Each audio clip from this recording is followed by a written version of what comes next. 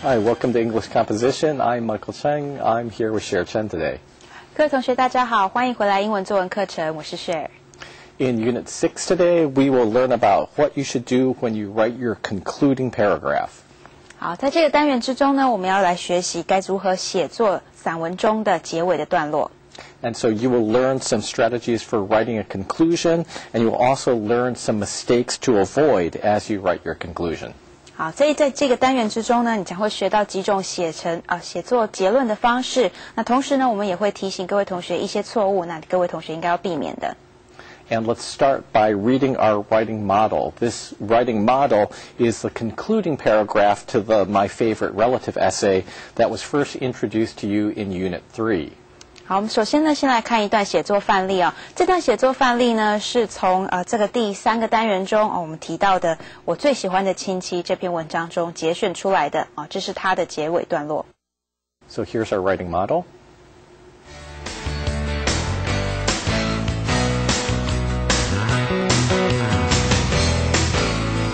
My favorite relative. 我最喜欢的亲戚。I really miss Uncle William since he lives far away and doesn't visit frequently. I usually only get to see him about 2 or 3 times a year. 我非常想念威廉叔叔，因为他住得离我们很远，而且并不常来拜访我们。我常常希望能够看到他，大概1年能够看到他2、3次。I can't wait for the next holiday to come. I hope Uncle William will be there for another visit. 我已经迫不及待地期待下一个假期的来临。我希望威廉叔叔能够赶快来拜访我们。All right, back in Unit 4, we mentioned that the first and last paragraph of an essay were quite different from the body paragraphs of your essay. 好，我们回到我们刚刚的第4个单元中曾经提到的我们说这个第一个跟最后一个段落对于这短文来讲它是和一般的这个主体段落中它的第一句跟最后一句是非常的不一样的。All right, so the concluding paragraph is different from the body paragraphs because it acts as a conclusion to your whole essay. It's your last chance to influence your readers. 好，这个结尾的段落呢和这个论述的主体是不一样的它在结尾的段落可以说是作者最后一次能够影响读者的机会了。Therefore, in your conclusion, you want to make sure that your readers know exactly what point you're trying to make in your essay. 因此在你的结尾段落里面呢，你应该要试图的去确认你的读者能够完完整整确确实实的了解你要表达的意思。All right, so now let's learn some different strategies for writing a concluding paragraph. 好，我们现在先来看一些写作结尾段落的一些策略。Now, the most basic way to conclude an essay is to use the concluding paragraph to summarize the main points of the essay and restate your thesis statement. 好，结束文章最基本的一个方式呢就是利用结尾的段落来截取文章的重点，并且重述这个主旨。Now, you do this by restating your thesis again, but in different words. And then you restate the main points, your main points in new words. You don't have to include all the details that you had in your body paragraphs. You just have the basic points, and that's enough.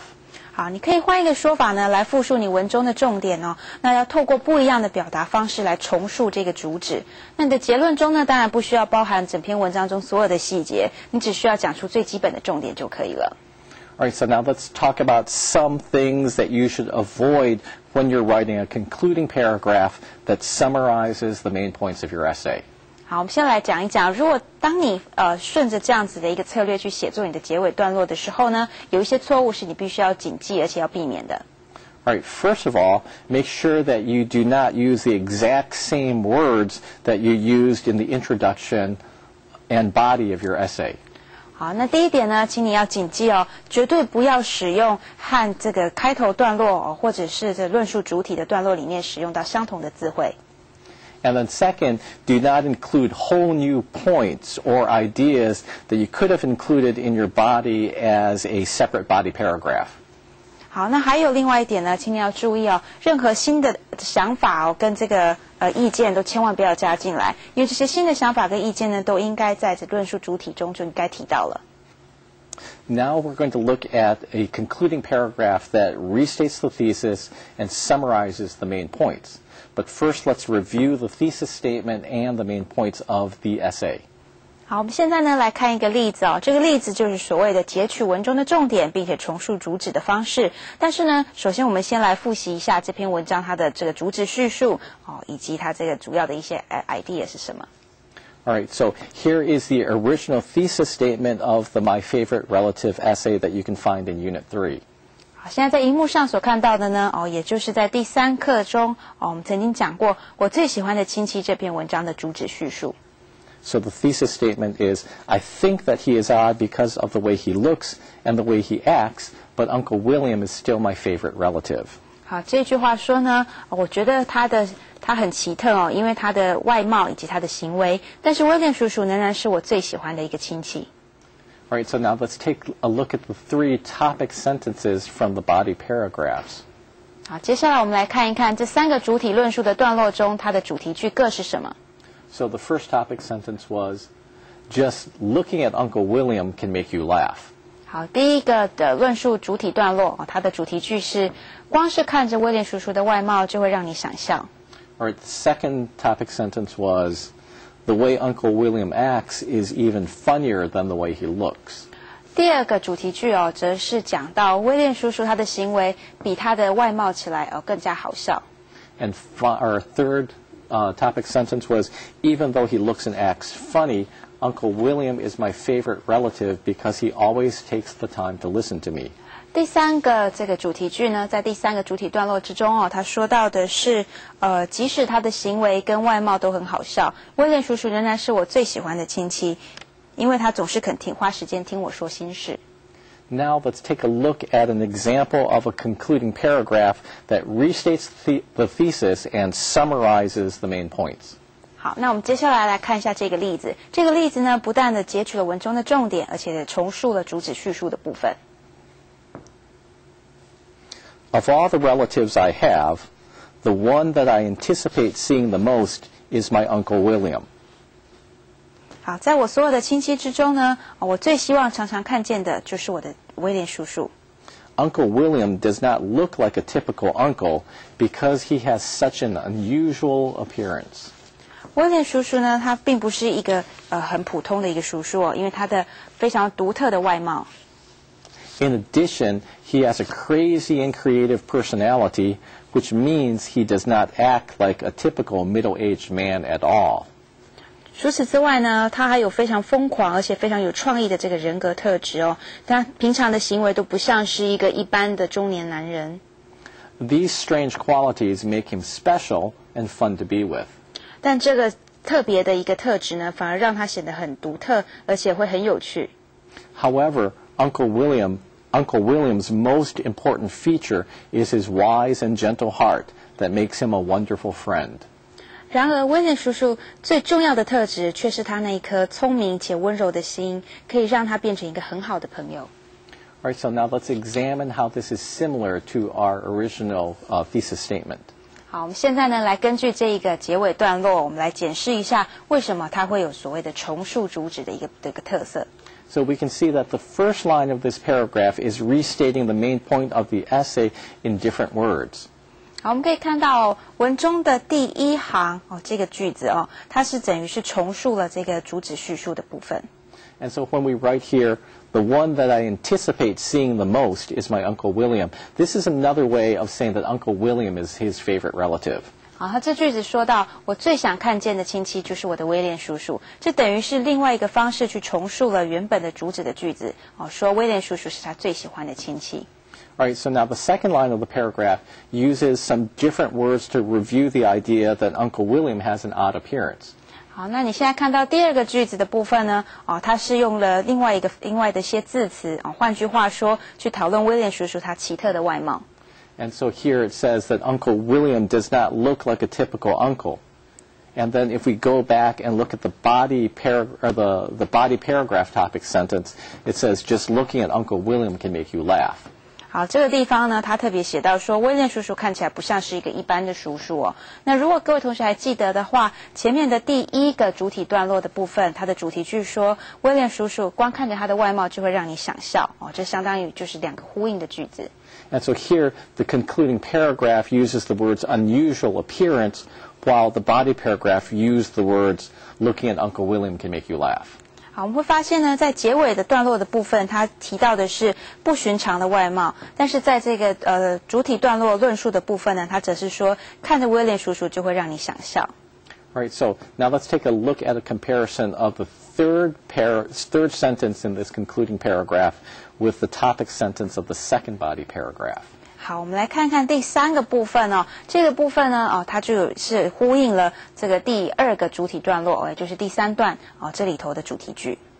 And so the key idea that we can have in this sentence is it says that he does not act like a typical middle-aged man at all. 好，这一句话里面，我们可以看到最重要的重点是他说到他平常的行为并不像是一个典型的这个中年男人的行为。And in the topic sentence, it said the way Uncle William acts is even funnier than the way he looks. 那再回想一下我们刚刚看到的主体段落的主题句他提到的是威廉叔叔的行为是甚至比他的外表来得更加逗趣。And so here we can see that this concluding paragraph reviews the idea that Uncle William's actions are quite unusual. 我们可以发现呢，这个结尾段落的部分他把威廉叔叔的一些行为这个独特的行为再一次做了一个复习。Now here, let's take a look at the last sentence of the concluding paragraph and compare it with the topic sentence of the third body paragraph. 好，现在我们来看看这个结尾句的最后一个部分同时我们也来对照一下第三个主体段落的主题句。And so the key idea in the concluding paragraph is that Uncle William has his wise and gentle heart. 好，那在这个结尾的段落里面呢，一个重点是讲到他的心他是一个拥有一颗很聪明而且很温柔的心。And then in the body paragraph, the topic sentence said, even though he looks and acts funny, Uncle William is my favorite relative because he always takes the time to listen to me. 好，那在这个刚刚说到第三个主体段落之中，他的主题句他说的却是呢，虽然他看起来跟他的行为都很怪异，但是威廉叔叔却是我最喜欢的亲戚，因为他总是肯花时间去听我说话。And so here, the concluding paragraph is reviewing the idea of how wise and how helpful Uncle William can be. 好，那我们就可以从第三个这个主题句中，我们就可以发现为什么我们会说他是一个又聪明，然后又温柔，有这个温柔的心肠。So in summary, we can see that the concluding paragraph reviewed all the main ideas that were in the body of the essay, but it did so with different wording. 好，我们从刚刚的分析呢，就会发现这个结尾段落的部分，它的确是在重述了所有的这个主体段落中提到的一些重要的一些想法，但是呢，它的用字却是都不一样的。All right, let's take a little break now. We will be back with more English composition in a few moments. 我们先休息一下，待会再回来。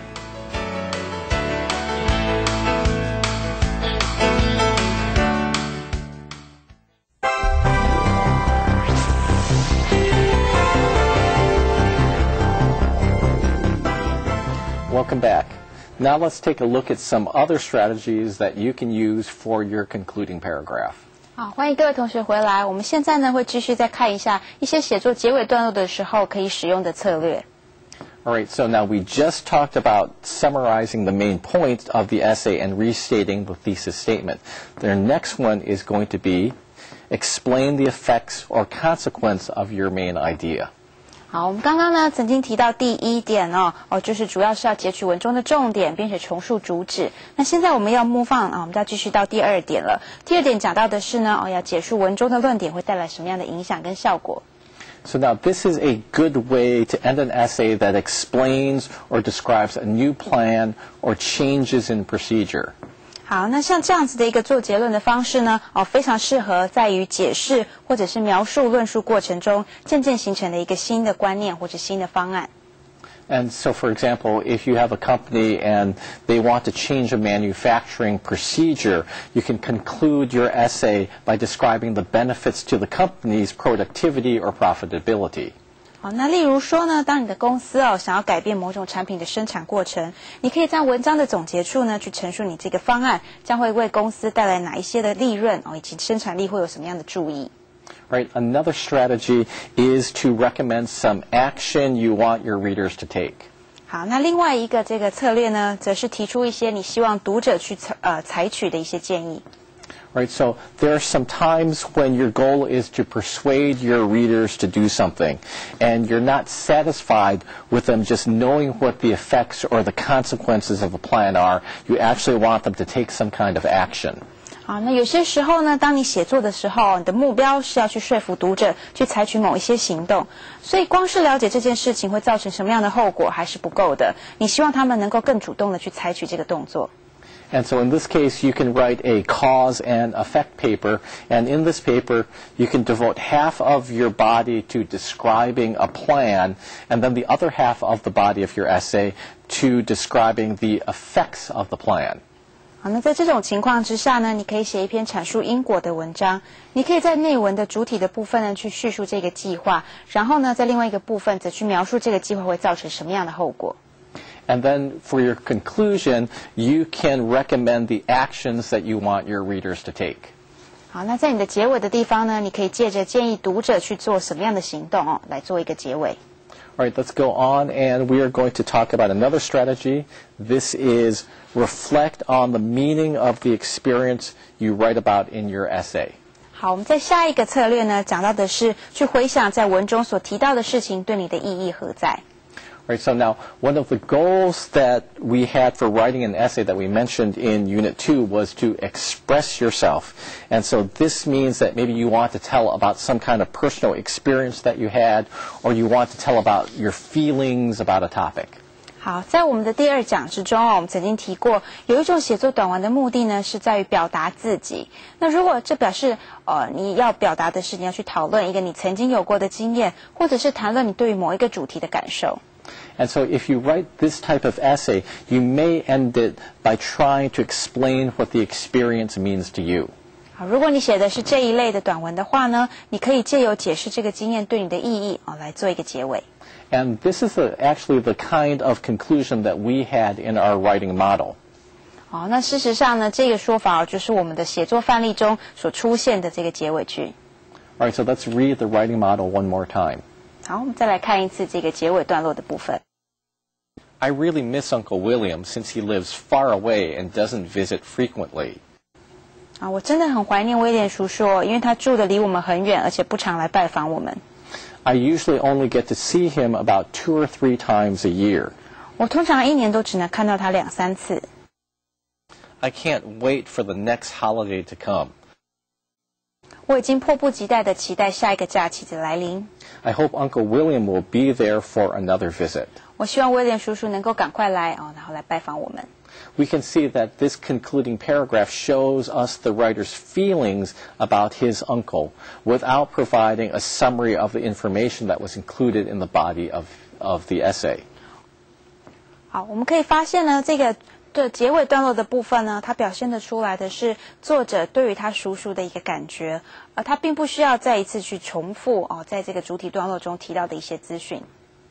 All right, let's take a look at another strategy, and this next one is based on the ideas presented in your essay, predict what will happen in the future. 好，我们现在再看下一个策略这个策略讲的是根据文章中的论点来预测未来会发生的事情。Right, so now this strategy for ending an essay is similar to explaining the effects of an action. But an essay that concludes by describing the effects usually focuses on something that's clearly predictable in the near term. 好，那这个方式呢，各位同学可能会发现，它跟稍早所提到的解释论点所带来的影响这个策略是类似的。因为呢，这样子的方式做结尾的文章，往往可以对这个可预见的未来做出所谓的预测。But predicting the future usually means that you look farther into the future, into a time that you can only guess about. 但是所谓的预测未来呢，指的就是将这某个时间点上会发生的事情来提出来 All right, and so you might write about, you might use this strategy when you're writing about something that happened to you when you were a child, and then you can predict what the future will hold for this kind of experience or activity. 好，那像这个技巧呢，就可以应用在当你在描述个人童年的经验的时候，好，那你可以预测自己将来会有什么样的行为。Or else you might use this strategy if you're trying to persuade someone, and then you can predict what will happen if they follow your advice or if they don't follow your advice. 好，那另外一个例子呢，是你在试图要说服别人去做某件事情的时候，你就可以去预测说，如果照了你的话做会怎么样呢？哦，如果不照做的话会怎么样呢？ All right, let's take a little break now, and we will be back with more English composition momentarily. 好，先休息一下，待会儿再回来。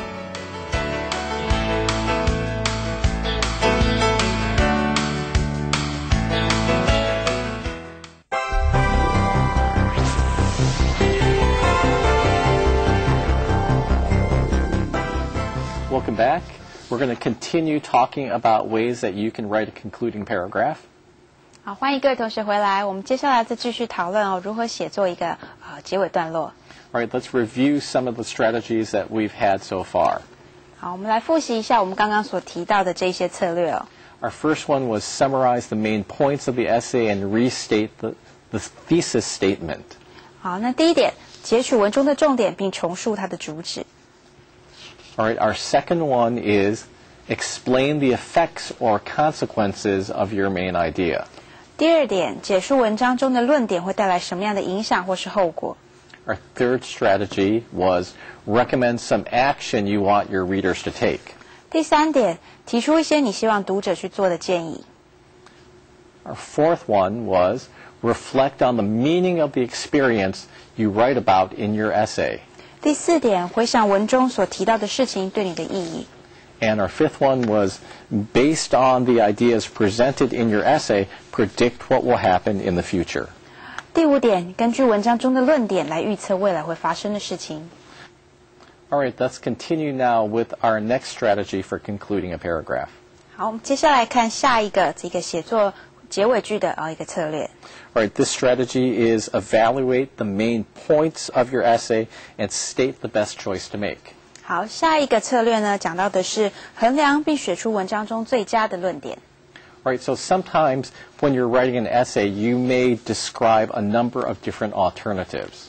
有时候呢，你在文章之中会提出数个不一样的解释或者是选择。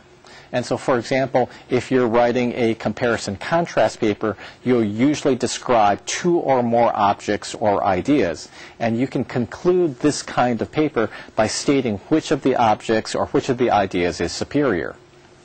好，举例来说呢，所谓的对比论说文中有时候会叙述并且比较两个以上的物件或是想法。那像这样子的文章呢，在做结论的时候，你便可以说出哪一个才是最佳的选择。And so we're going to take a look at the concluding paragraph to the writing model in Unit 16 later on in this course.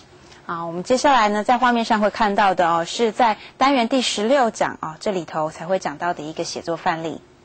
All right, so now this essay was about 2 flashlights. 好，那这个段落呢，它讲的是2个种类的手电筒And so then here in the conclusion, it's telling just which flashlight you should choose, and it's making a decision. 好，你会发现这个段落的最后结尾的部分，它讲到的是你应该要选择哪一个手电筒会是比较好的。And so it talks about the advantages of one flashlight. It summarizes the advantages here. 好，那他会讨论一下，就是说，这个手电筒有什么样的好处呢？然后做一个简单的这个叙述。And then over here, it's explaining the advantages of the other flashlight. 好，那这里呢讲的是另外一款的这个手电筒它的优点。And then finally, it makes a decision, and it says basically you should buy both flashlights. 好，那最后呢，他去做了一个决定就说其实你应该2个这个手电筒都是可以购买的。And so what we had in that concluding paragraph was a combination of 2 strategies for concluding an essay. 好，在我们刚刚看到的这个写作范例里面呢，它其实是综合了2种写作的策略。And so what it did is, first it summarized the main arguments for each of the choices, and then it ended up by stating what the best decision was. 好，那他做的方式呢是首先先重新复述一下这2个选择它的一些论点，那接着呢在结尾的部分再做出最后的决断。All right, let's talk about our final strategy now. 好，我们来看一下最后一个策略咯。And this one is end with a question for the readers. 好，最后一个策略提到的是向读者提出问题。And now sometimes you might want to allow your readers to make their own choice about an issue. 有时候呢，你会希望你的读者在最后能够自己做出判断。Right, so if so, you may conclude your essay by asking your readers a question about the topic of your essay. 因此呢，在读者看完你的文章之后，你可以询问他们对于这篇短文主题的一些看法。Right, now let's talk about some things that you should avoid when you're writing your concluding paragraphs. 最后呢，我们现在要来讨论一些事情，这些事情是你在写作结尾段落的时候应该要避免的。All right, so you should avoid these following defects. 那接下来这些缺点就是你应该要避免的部分。All right, the first thing is do not write a very short conclusion. 好，第一点，请千万不要写太短的结论。And so what might happen is that you may feel very tired when you get near the end of your paper, and you feel that you said enough in the body that was important, and you just want to be done. 好，那这个状况通常是发生在当你已经写完这篇文章，你已经觉得很疲累了，你觉得你在你的论述主体中呢，已经把最重要的资讯都已经提供给读者了，所以最后你只想要收个尾就好了。And so the result is that you just write a very short conclusion that fails to make any kind of special impression on your reader. 这样的想法会造成的结果呢，就是你写出来的结尾可能会太短，这短的呢，让你的读者完全没有办法留下一个深刻的印象。All right, however, what you should do is think of your conclusion as your last chance to influence your readers, and therefore you should try to make a significant or memorable statement in your conclusion. 然而呢，你必须要这样想所有的作者都应该把结论视为最后能够影响读者的机会，所以呢，你应该要试图去写出一段令人印象非常深刻而且效果非常强烈的结论。Right. Also, do not introduce new ideas that you did not develop in your body in your conclusion. 除此之外呢，你应该要避免去提出内文之中从来没有提出来的新论点。Right, so this means that you shouldn't make your conclusion too long. 这是代表说你的结尾也不应该太长。And so if you find that your conclusion is getting very, very long, maybe you should take the information out of the conclusion and put it into another body paragraph. 如果呢，你发现你的结尾段落既然比其他的主体论述的段落还要来得长这就代表你应该要改变一下文章的结构了，让内文再多增加几个段落。And so especially make sure that you're not adding new ideas if your strategy for concluding your essay is to summarize the main points. 尤其是当你在采取截取文章重点的这种策略的时候呢，当然在你的结尾中更不应该另立新论了。Right, and a third strategy is make sure that you don't use the same words that you use in your introduction when you summarize. 最后一点要提醒各位同学的呢，是请你们要避免去重复使用引言中已经使用过的字。And so we talked earlier how you want to use some new language to make your writing seem fresher. 好，我们之前就有提过了在你写作的时候呢，最后你希望用一些别的字或词来让你的文章看起来更加的新鲜有活力。Right, we have one final tip, and this one is don't end your essay by writing the end. 最后的最后呢，要提醒各位同学，绝对不要在文章的最后面写上全文中这样的字样。All right, let's talk about your homework. For your homework, you should review the material in this unit and do the writing analysis exercise. 那这个礼拜各位同学回家的作业呢，请回去再一次复习这个单元中的内容，然后把这个课本上写作分析的部分的练习把它完成。And then finish by doing the writing activity. 那最后呢，当然也要把这个写作这个活动的部分把它完成。All right, thanks for joining us this week for English composition. We will see you again next week. 好，谢谢各位同学今天的参与，我们下礼拜再见。